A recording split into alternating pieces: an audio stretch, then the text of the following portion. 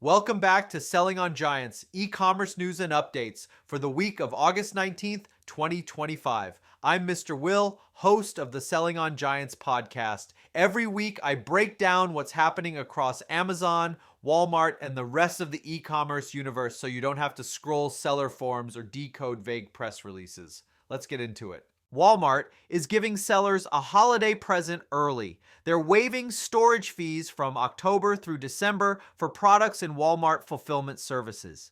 Q4 storage fees can be brutal, especially for bulky products that don't move quickly. This is Walmart's way of saying they want aggressive stocking. They want sellers leaning in, not holding back. And make no mistake, this is also a shot across the bow at Amazon. On Amazon, storage fees go up in Q4, peak fees pile on, and the margins get tighter. Walmart is saying, if you stock with us, you can breathe a little easier. For sellers, this is an open invitation to test Walmart if you haven't yet. The barriers just dropped, and the cost of entry is lower than it's ever been. Amazon, meanwhile, isn't making it any easier. They've dropped the deadlines for Prime Big Deal Days, Black Friday, and Cyber Monday. Promotions need to be submitted by mid-September for Prime Big Deal Days and late October for Black Friday and Cyber Monday. Fulfillment deadlines hit in September and October depending on the event. And yes, peak fulfillment fees are back, running October 15th through mid-January. Here's the thing, every year sellers think they can sneak inventory in late, and every year Amazon proves them wrong. If you wait until October to plan, you're already behind. If you don't hit those fulfillment windows, your products risk sitting in the inbound dock while your competitors are racking up sales. The sellers who win Q4 are the ones who plan now, ship early, and use Amazon warehousing and distribution as their backup plan. Procrastinators are just writing Amazon a bigger check. While Amazon and Walmart are locked in the logistics war, eBay is leaning into culture. Their Endless Runway resale fashion event is back this September, streaming live during New York and London fashion weeks. Buyers can shop vintage and resale right off the catwalk. And this is smart. Resale fashion is booming. Younger shoppers want sustainable, affordable, and unique. eBay has a chance to own this space in a way Amazon and Walmart can't touch. For sellers, the play here is timing. If you're sitting on vintage inventory or pre-loved apparel, now's the time to list. Visibility is going to spike when Fashion Week kicks off, and those who are ready will capture the wave. Back to Walmart, they've rolled out a redesigned repricer tool, cleaner interface, smarter automation, and more control over margins and pricing rules. Pricing is still king when it comes to winning the Walmart buy box, and this new tool finally gives smaller sellers the kind of repricer power they're used to on Amazon. And let's be real, a bad repricer is worse than no repricer. Too many sellers have watched margins erode because the system was clunky or too aggressive. Walmart's new version is a step toward maturity. It's easier to set floors, protect margins, and actually compete without babysitting your listings. If you've written Walmart off because of weak tools, it's time to revisit.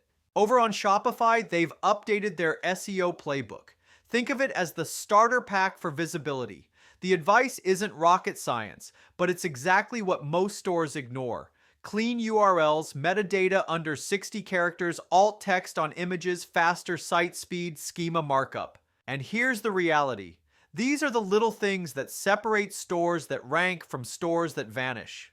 SEO isn't sexy. It doesn't give you an immediate dopamine hit, but it stacks. Every small fix compounds. If you want more organic traffic before Q4, this is the low-hanging fruit. Do it now and it'll pay you for years. At Selling on Giants, we've helped brands sell over $500 million on Amazon. We're a verified ad partner, and we specialize in hands-on growth strategies that turn marketplace chaos into clear plans of action. Whether it's scaling ads, cleaning up your catalog, or prepping for a retail pitch, this is what we do every day. Head to bellavix.com if you want a team that actually knows the inside of Seller Central. Amazon just made a big change, literally. Vine is now open to heavy and bulky FBA products. Furniture, fitness gear, appliances, all fair game.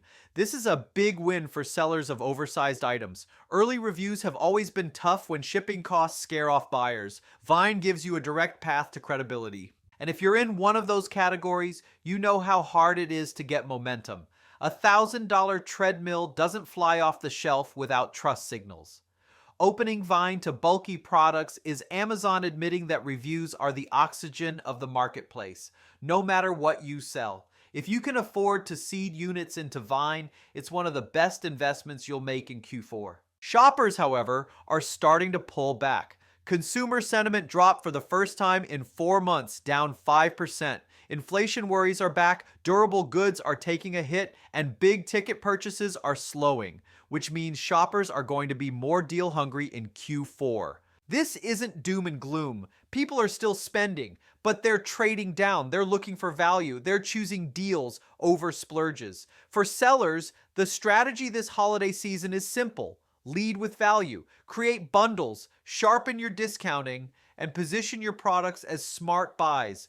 Luxury pricing power won't carry you the way it did last year. Over on Facebook, Meta is giving brands more power to flag and remove counterfeit listings. And not a moment too soon, counterfeits erode trust and undercut legitimate sellers. But stronger brand controls also mean innocent sellers could get flagged. And that's the catch. If you're not meticulous with your paperwork, if you can't prove authenticity fast, platforms will assume the worst. The takeaway is simple. Keep your invoices, authorizations, and documentation airtight. Brand protection is tightening, and the sellers who aren't organized are the ones who will get burned. And finally, an end of an era. Manish Chandra, founder and longtime CEO of Poshmark, is stepping down after nearly 14 years. He built Poshmark into a resale giant before selling to Naver for over $1 billion.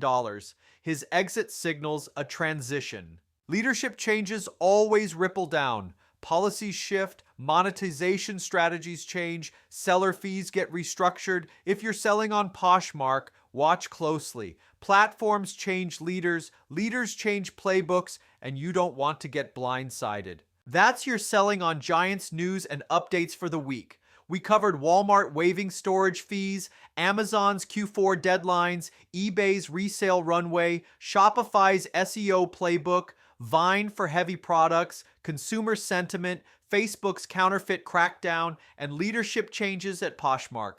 If this saved you hours of forum scrolls and Slack debates, do us a favor and leave a review wherever you're tuning in. It helps us keep the lights on and brings in better guests for interviews. I'm Mr. Will, host of the Selling on Giants podcast. See you next week.